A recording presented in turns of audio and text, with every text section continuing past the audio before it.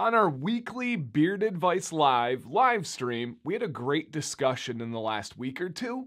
And it was one of those situations where I realized I've talked about these things on many live streams and mentioned here or there on videos, but didn't have a dedicated video. And it all started with a guy that said, hey, I have a dark beard, but it is slowly and now kind of quickly turning to a gray or a white beard. And it just feels different and it acts different. What's the deal? Then I had another guy say, yeah, I have some red hairs that are coming through out of nowhere and they are different. And I simply started the discussion that the color of your beard does matter. Not just appearance-wise, right? Not saying like how it looks as the color, but it matters for the structure of the hairs themselves, which could impact the products that you select. It could impact the routine that you have, and I kind of want to dive into the different findings, such as to begin to catch your attention, if you have red hairs, those are mutant hairs. Actually, mutant hairs. They're a mutation of the MC1R gene, and it's like not supposed to happen, which is super interesting. And we just talked about colors. Red hairs will transition directly to white, or sometimes blonde, but essentially the same thing. Red to white, where darker hairs will transition to a silver and a gray, and it'll take a little bit longer to get to that white hair later in life, but no, it just boom. So it does matter, and the color is the actual difference. And on the surface, of course, it's the pigment, it's the melanin, it's the different types of color that makes the hair. That is a difference. But it goes deeper than that. And then real quick in the middle of this video, my name's Dan. You're like, who is this guy? I appreciate you guys watching. I love talking about beards. I've dedicated this channel, my career, my free time to thinking about this stuff, researching this stuff, talking to you guys about it, and then just sharing what I've found. Not saying that I'm right. I'm not saying it's the only way, but I can guarantee you I'm interested in this stuff. If you guys are as well, quick thumbs up on the video and consider subscribing if you're not. It's free, and I really love having as many people involved on this discussion as possible. Shout out to those returning subscribers.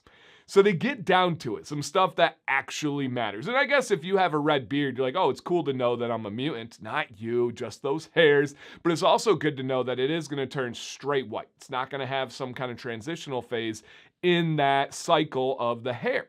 Now, and I am going to do a dedicated video likely next week about gray hairs and shedding. Very interesting. Some of you are like, piqued my interest.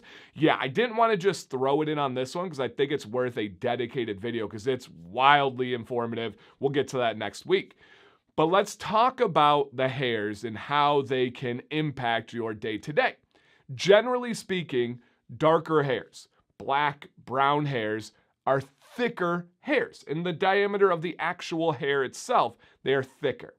Blonde hairs or lighter color hairs are generally thinner. And then you have the red, the gray, and the silver and the white hairs, which oftentimes are based on what it was. So if it was a dark hair, it's thicker. If it was a light hair, it was thinner.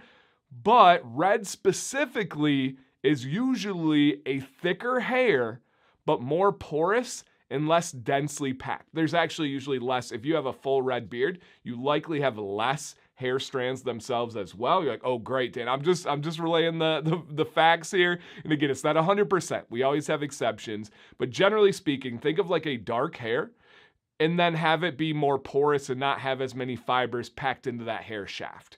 And that is something to consider for how you go forward.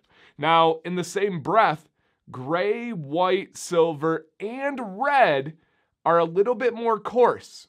They're a little bit more tricky and like to maybe crinkle up a little bit more, like to stick out a little bit more. If you're running your hand through your beard, you likely can tell the gray hairs just by touch.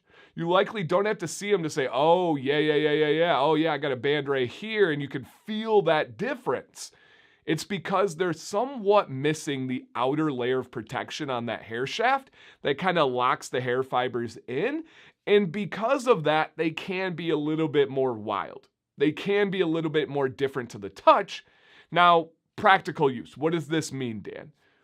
A rule that a lot of gray, white, silver, and red beardsmen go to is they lean heavier in their viscosity rotation. I don't want anybody to be full heavy. I don't want anybody to be full thin. This is just my recommendation and my take. But if you have a 7-day week, maybe 4 or 5 of those days are with a medium thick or a fully thick beard oil for those red hairs, those gray, white, silver hairs, because what it's going to do is offer you a little bit more styling and control, because those thicker oils are going to be the sealing and coating oils, where the thinner viscosity oils, the ones that are more like water, are fast absorbing into the skin and into the hair. Now, both sides are valuable. It's figuring out, number one, your personal variables. That's what this video is. Your hair color is a variable personal to you. And then number two, your personal preference. You can say, Dan, that's all great. I just don't like a sealing coating oil because I don't like it to feel like I have a little shine. I don't like it to feel like I got a little bit of oil on my beard. Understood. But to get that control, to get that styling, thicker oils do help for those colored beards. So just something out there. The color does matter. It can also change the actual structure of the hair and how it is curly, how it is straight. Now, this does have to do with the follicle. I hear you, Dan, what about the follicle shape? Yes, but there are some generalities that we can follow, such as really dark black hairs tend to have tighter spirals and curls. Blonde hairs tend to be a little bit more straight or wavy. Dark brown hair tends to be a little bit more curly and can have those really big waves in them as well. And if you start to learn these kind of like general rules, you can say, oh, that makes sense. That's why I like to use, if I'm a gray beardsman, I like to use conditioner a little bit more often because it's going to help control it. Okay. Oh, that's also why oftentimes black color beard hairs, the beard itself doesn't usually like too much heat because it's going from very tight curls to very straight. That's a huge difference. Where if you have my hair, it's a little bit curly, it's a little bit wavy, but the heat just kind of brings it in and makes it look purposeful. It's not some massive difference. Oh, so this is where we start to have the overlap of personal preference and personal variables. You got to work with them hand in hand, if that makes sense. So down below to end this, you guys, did you find anything interesting and new in this video? I would love to hear it. That helps me out. Number two, how does your hair color and personal variable adjust your routine, adjust your products, adjust your styling? It's probably more so than you realize or consciously think about. But if we could take a second, I would love to hear it down below. And then any add-ons, any questions for clarity that you guys have, I would love to cover it. This is what I love talking about. Thank you guys for allowing me to have this platform. One more time, my name is Dan C. Bearded. Please stay bearded and stay positive.